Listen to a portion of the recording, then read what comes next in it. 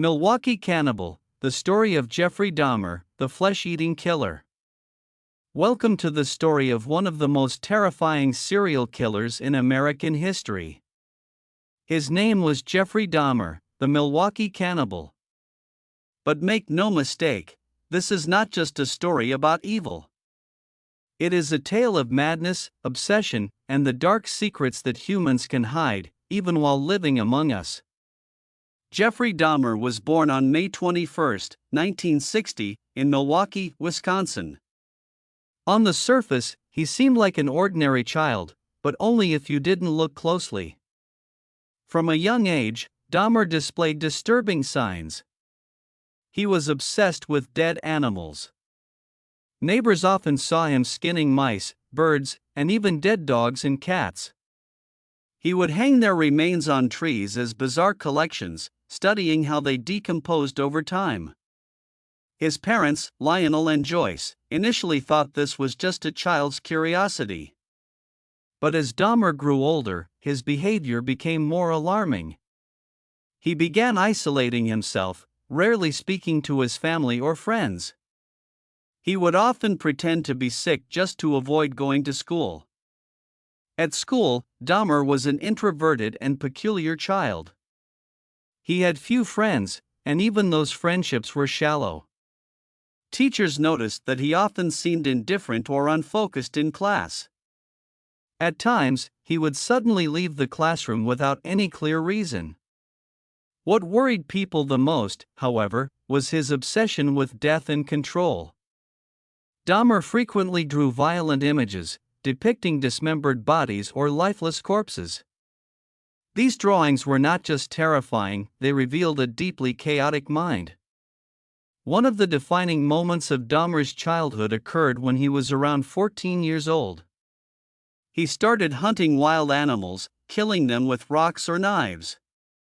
He would then bring the bodies home, hang them up, and study their bones, muscles, and skin. He didn't just want to understand how they worked, he wanted to control them, even after they were dead. This was the first time Dahmer experienced the feeling of absolute power over another living being. And it planted the seeds for what was to come. The undeniable darkness, Jeffrey Dahmer's descent into madness.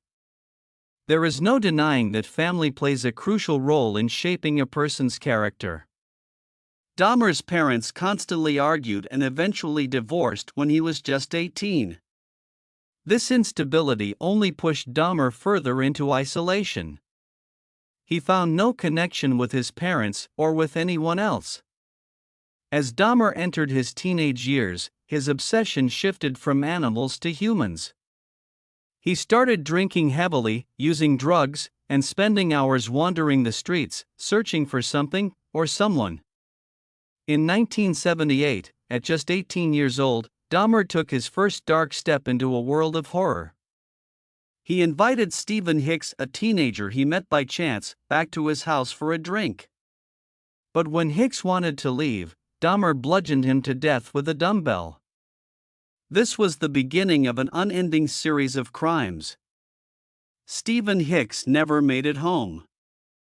And the world had yet to realize that a serial killer had just awakened. What happened next would defy belief, proof that a human being was capable of such monstrous acts. It was 1978, and Jeffrey Dahmer was about to commit his first murder. This is the story of Stephen Hicks, the first victim of the Milwaukee Cannibal.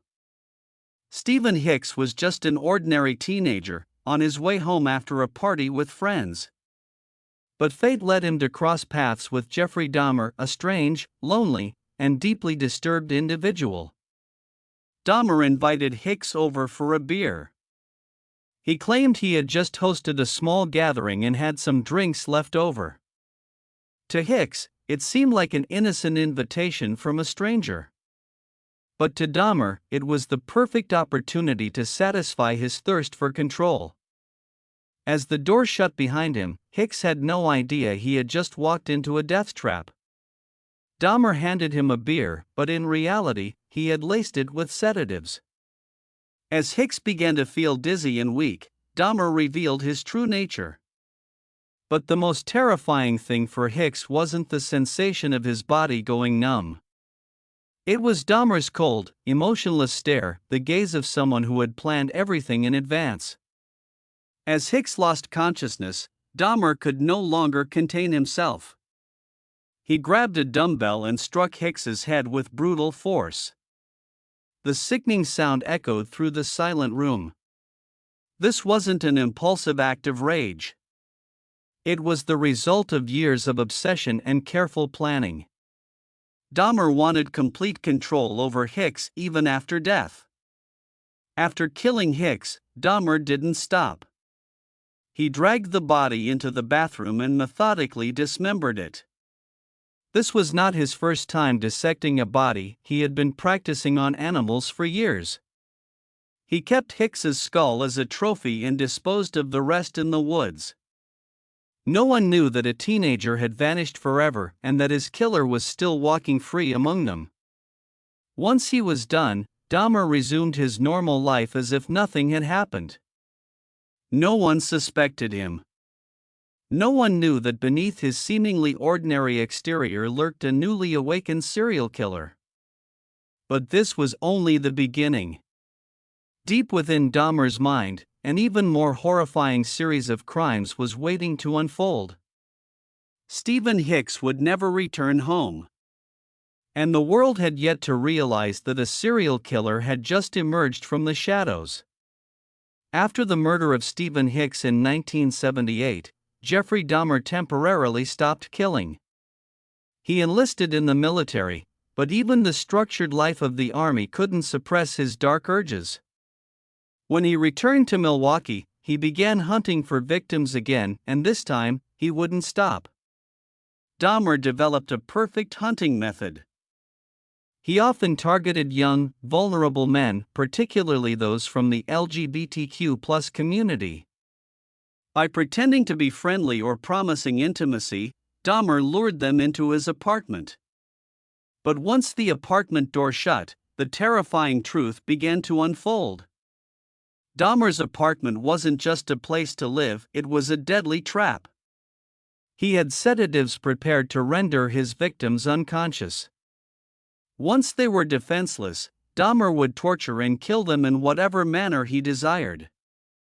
For Dahmer, murder wasn't just about taking a life, it was about fulfilling his thirst for power and control. He wanted to turn his victims into his puppets even after they were dead. After killing his victims, Dahmer didn't dispose of their bodies. Instead, he kept them as part of his twisted collection. Skulls were preserved in his refrigerator, bones and skin were displayed on the walls, and internal organs were stored in glass jars. But the most horrifying part was how Dahmer consumed his victims. He cooked and ate parts of their bodies as a way to keep them with him forever. To Dahmer, this wasn't just murder, it was a gruesome ritual to satisfy his obsessions. Over time, Dahmer's actions grew even more disturbing. He didn't just kill, he conducted horrific experiments on his victims' corpses. Dahmer drilled holes into their skulls and injected acid into their brains, attempting to create mindless zombies under his control. What happened inside Dahmer's apartment went beyond madness. He was no longer just a serial killer, he had become utterly obsessed with death and absolute power. Between the 1980s and early 1991, Dahmer murdered at least 17 victims. Each crime left behind unimaginable pain and loss for the victims' families. But because most of his victims were homeless or from the LGBTQ+ community, police initially paid little attention to the disappearances. Dahmer exploited society's indifference to hide his crimes. But in the end, the darkness he had created could not remain hidden forever. The following years saw the terrifying escalation of Jeffrey Dahmer's crimes. From a single murderer, he became a true monster, the Milwaukee Cannibal. But the story didn't end there. On July 22, 1991, everything changed forever. Tracy Edwards, a young man who escaped from Dahmer's apartment with handcuffs still attached to his wrist, reported to the police what he had just experienced. No one could have predicted that when the apartment door finally opened, officers would be confronted with one of the most horrifying crime scenes in American history. As they stepped inside, officers immediately sensed the overwhelming horror. A sickening stench filled the air, the unmistakable smell of rotting flesh. But what truly sent chills down their spines was what they saw next. In the bedroom, a decomposing body lay lifeless. A skull had been stripped of its skin, revealing the bare bone. On the table sat an array of surgical tools, knives, scissors, and saws, all stained with dried blood. Every step inside the apartment led to a new discovery, and each one was more horrifying than the last. Inside the refrigerator, police found human skulls and dismembered body parts. On the table, glass jars contained internal organs, severed genitals, and even a victim's heart. But the most haunting discovery was the photographs. Dahmer had taken pictures of his victims before killing them and then documented their decomposing bodies afterward. These weren't just evidence of his crimes, they were his way of preserving memories of those he had murdered. In a small room, police uncovered Dahmer's death laboratory. He used drills to bore holes into his victims' skulls, injecting acid into their brains in an attempt to turn them into obedient zombies. This wasn't the behavior of an ordinary serial killer, it was the work of someone obsessed with absolute control. What happened in that room went beyond madness. It was where Dahmer indulged his darkest obsession, exerting total control over his victims, even after their deaths. No one on the police force was prepared for what they saw that day. Some officers had to leave the scene, unable to stomach the horror before them. To them, this wasn't just a crime scene, it was a living nightmare. But no matter how horrifying, they knew they had to arrest Dahmer, the man responsible for it all.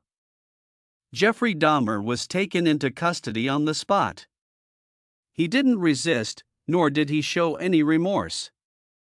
As he was escorted out of his apartment, he remained eerily calm, as if he felt no guilt for what he had done.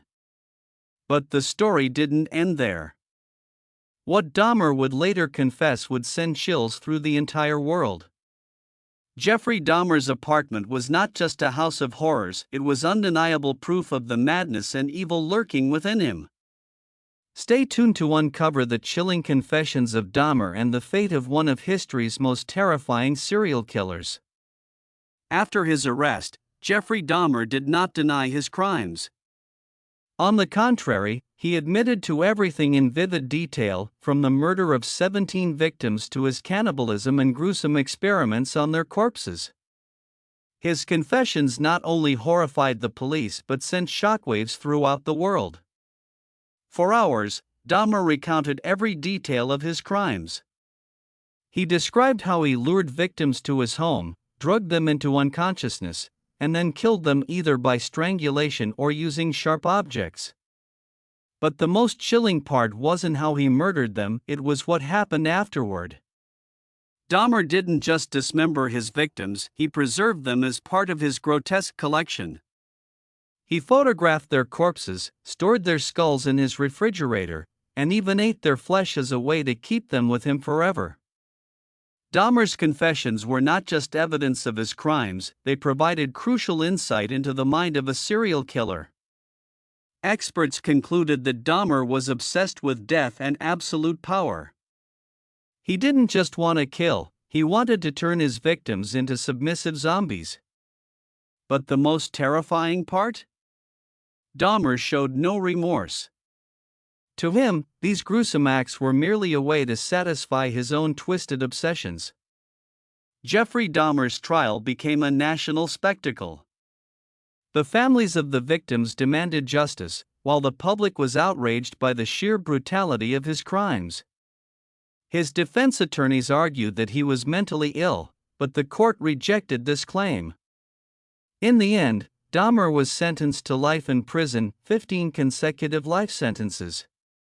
Yet, for many, this still didn't feel like a punishment severe enough for the horrors he had committed. The case of Jeffrey Dahmer shook America to its core, becoming a symbol of human depravity. The media dubbed him the Milwaukee Cannibal, and his name became an enduring nightmare in pop culture. But for the victims' families, no sentence could ever ease the pain they had endured. Jeffrey Dahmer was more than just a serial killer, he was a grim reminder of moral decay and psychological perversion. His case serves as a chilling lesson that evil isn't always lurking in the shadows, sometimes it hides in plain sight, behind an ordinary facade. After receiving a life sentence, Jeffrey Dahmer entered prison where he was no longer the predator, but the prey. To many inmates, he wasn't just a serial killer, he was the embodiment of pure depravity and sickness. Dahmer attempted to live a quiet life behind bars. He spent much of his time reading the Bible and even sought guidance from religious figures. But no amount of faith could protect him from the hatred of those around him. To his fellow prisoners, Dahmer was the lowest of the low, a serial killer, a cannibal, and a monster. On November 28, 1994, fate caught up with Jeffrey Dahmer. In the prison gym, he was closely watched by Christopher Scarver, another inmate serving time for murder. Scarver, unable to tolerate Dahmer's presence, decided to act. As Dahmer turned his back, Scarver moved in. No one in the room had time to react. Without hesitation, Scarver grabbed a metal barbell and struck Dahmer repeatedly in the head, blood splattering across the floor. Dahmer tried to resist, but it was too late. By the time prison staff arrived, Dahmer was unconscious. He was rushed to the hospital but did not survive. At 9:11 a.m., Jeffrey Dahmer was pronounced dead. Dahmer's death sparked mixed reactions. To some, it was the fitting end for one of history's most brutal serial killers. To the families of his victims, it was a chance to finally find peace. But for Christopher Scarver, his actions were not about justice. He simply couldn't tolerate Dahmer's presence, seeing him as the most disgusting of them all. Jeffrey Dahmer's reign of terror has ended, but the shadows of his crimes still linger. His story is a chilling reminder that monsters don't always lurk in the dark, they can hide in plain sight, behind ordinary faces. But this is just one of many terrifying true crime stories. The world is filled with unsolved mysteries, twisted minds, and shocking secrets waiting to be uncovered. If you want to dive deeper into the darkest corners of history, make sure to like, subscribe, and turn on notifications. There's so much more to discover, and trust me, you won't want to miss what comes next.